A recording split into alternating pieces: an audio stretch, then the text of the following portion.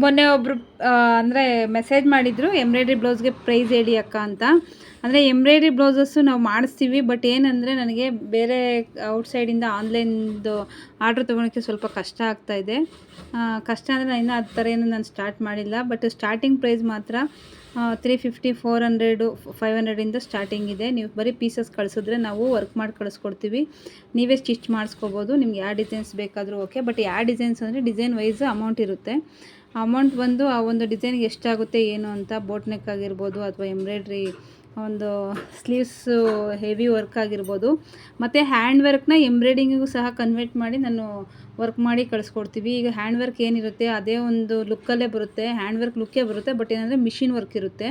ಕೆಲವರಿಗೆಲ್ಲ hand work ಹೆಚ್ಚಿನ amount ಕೊಟ್ಟು ಅವ್ರಿಗೆ ಒಂದು ವರ್ಕ್ ಮಾಡಿಸೋದಕ್ಕಾಗಲ್ಲ. ಅವರಿಗೆ ಗ್ರ್ಯಾಂಡಾಗಿ ಕಾಣಿಸ್ತಾ ಇರಬೇಕು.